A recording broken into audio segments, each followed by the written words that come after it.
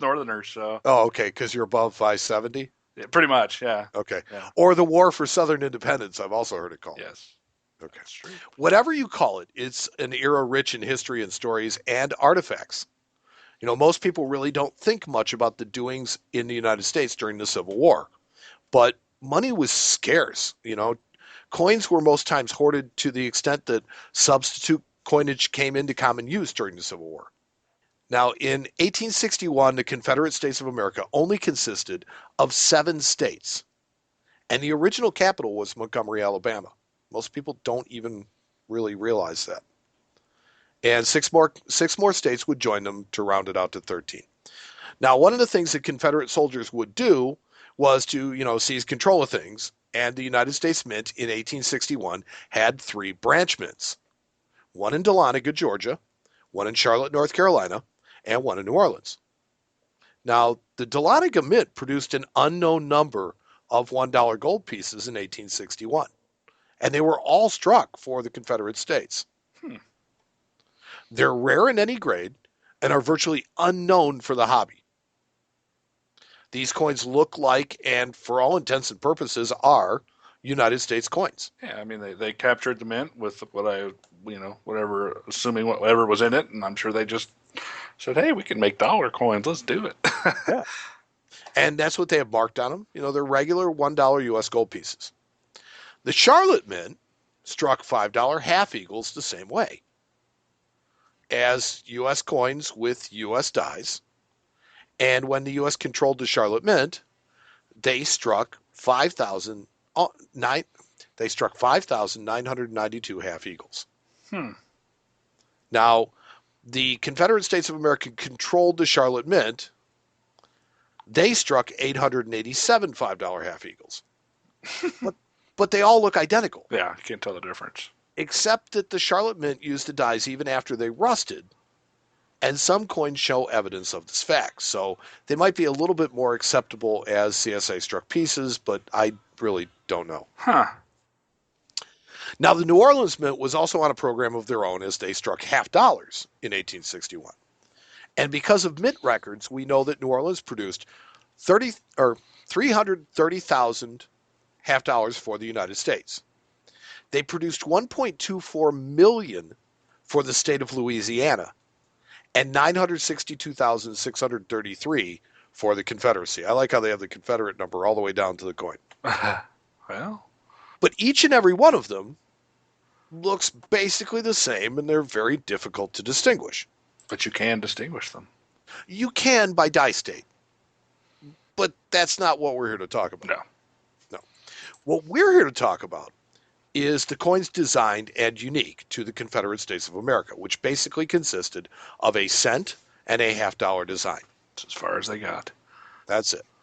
Just 4 Confederate half dollars were struck, all of them exhibiting a fine die crack from the rim through a star and to the nose. So if you can, you should search Google images for a Confederate half dollar because they're really, really cool looking coins. Yeah, no, they're very cool. I've actually had one in my hand. For those that may not have Google images available to them, they feature a shield with 7 stars at the top to represent the original 7 states and 13 stripes. Now, a wreath of rice, wheat, tobacco, and cotton encircle the shield. Confederate States of America and the denomination surround the rim. The denomination, for what it's worth, is stated as half DOL, just like the U.S. half dollar coin. Mm-hmm. So it's like they like that convention, I guess. Yeah. Also struck were 12 copper nickel Confederate cents, and these are worth Googling as well for the rest of you. The coins feature a capped Liberty head, the date underneath, and motto Confederate States of America completing the outer rim. The reverse is simple, stating the number 1 and the word cent, surrounded by a bale of cotton and another Southern agricultural wreath of rice, wheat, tobacco, and cotton. Now, the Confederate cents have a really interesting story to them as well. The dies were engraved by a Philadelphia die sinker Mm-hmm.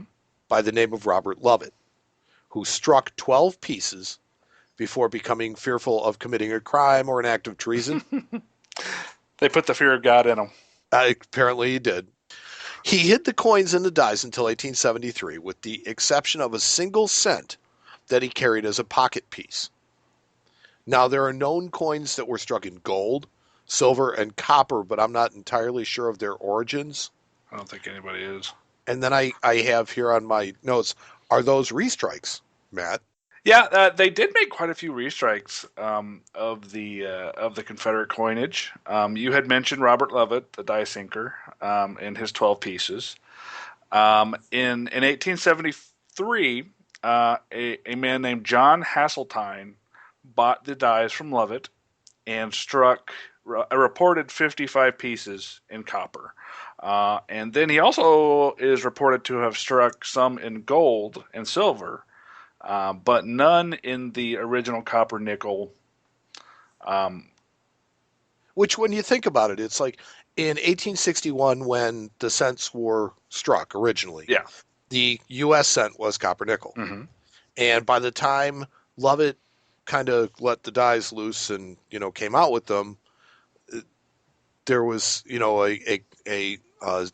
it was brass. Yeah, yeah. I mean, it was a different composition. The Sure. composition had been changed to brass. So, making them in a copper nickel doesn't really seem to be, except for maybe posterity, it doesn't seem to be something that you'd be motivated to do. Well, and I think he actually did this on purpose because I found research that said he actually did not make them out of copper nickel as to not confuse them with the original 12 Confederate cents. Thankfully, that's actually not. He did a service by not doing that. Yes, because now it is definitive that if they're copper nickel, they're original. Yes. And then later, there are what they call the J.W. Scott restrikes of the half a dollars. J.W. Scott came up with an idea to restrike Confederate half dollars. He bought the original obverse die from Ebenezer Locke Mason Jr. And then purchased 500 circulated United States 1861 O seated half dollars. He ground down the reverse of each coin and then struck it with the Confederate obverse. And he managed to do that pretty well without just totally obliterating the. Yeah, he did. He did. The striking itself did flatten and distort the original design. But that's a pretty tricky process. And it is. And actually, if you do happen to run across one of these, they actually use the Confederate side to grade the coin because the regular obverse side would have been so distorted. And having little or no distortion is actually really, really rare on these coins, and actually brings quite a bit of money. You're talking distortion on the obverse. Yeah, distortion of the original 1861 obverse. Cool. Now, J.W. Scott also produced another 500 tokens with the Confederate die obverse, but with a reverse that described the striking of the 4 original CSA half dollars. Now, they call this the Scott medal. It was struck in white metal, and it was sold to collectors for 50 cents each. Nowadays, they're worth several $1,000s each, especially if they're certified. Well, there's only 500 of them, right? Mm-hmm. Yep, that's right. Now we get to what I believe to be the most prolific restrikes, and these are the Bashlow restrikes. Robert Bashlow bought the Confederate 1-cent dies from John Ford and struck the coins using the defaced dies in 1962. So this was much, much later. The evidence on these coins of the dies being defaced is a hallmark of the Bashlow restrikes. So basically, the reverse die that says 1 cent looks to have been defaced by a chisel, and the obverse die looks to have been defaced by some sort of process that involved actually damaging the surface of the die with something heavy. Like a punch. A punch, yeah, exactly. Yeah.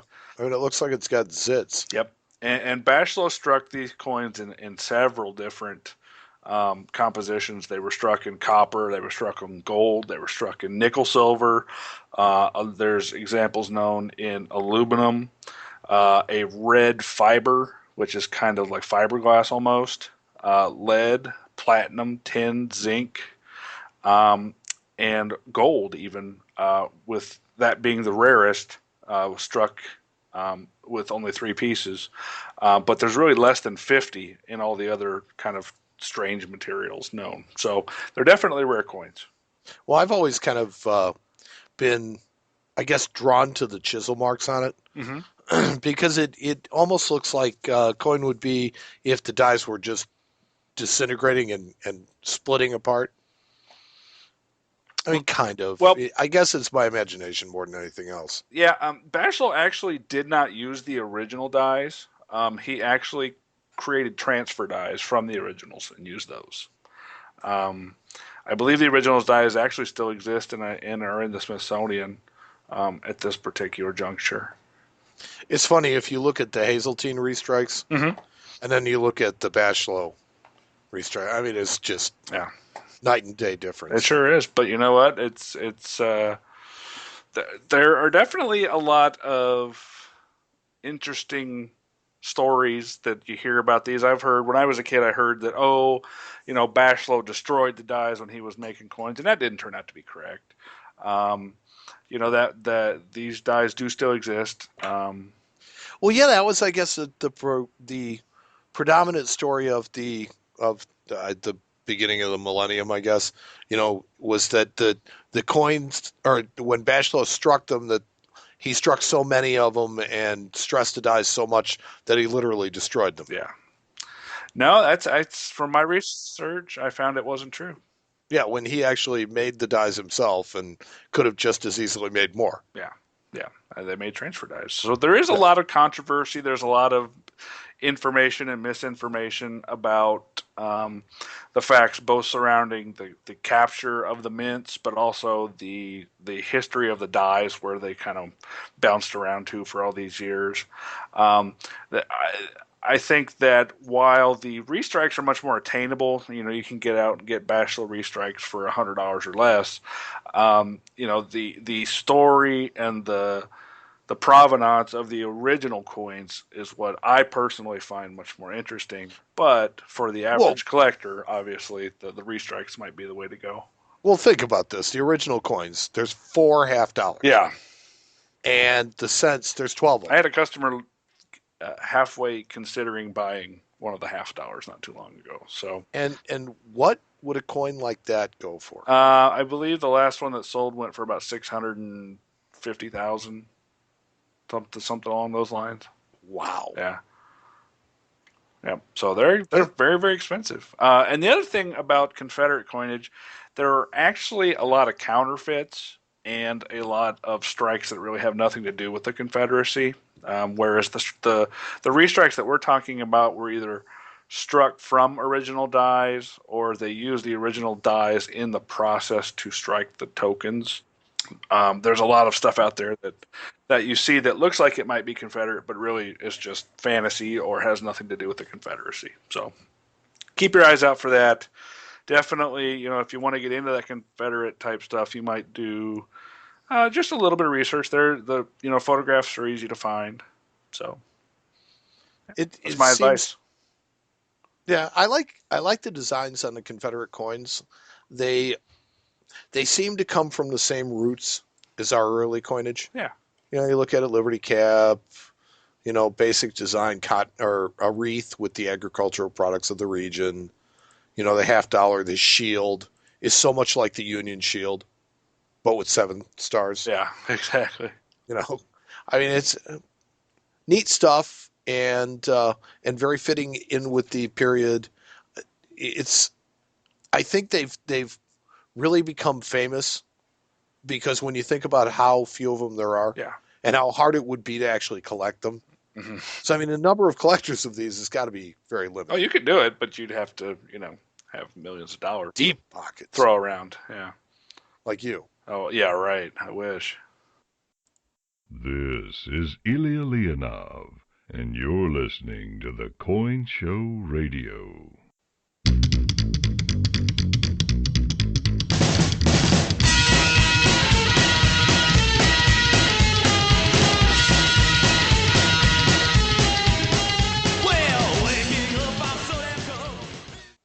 We have another Google Hangout tonight. We ought to thank the people for showing up for the Google Hangout. Oh, well.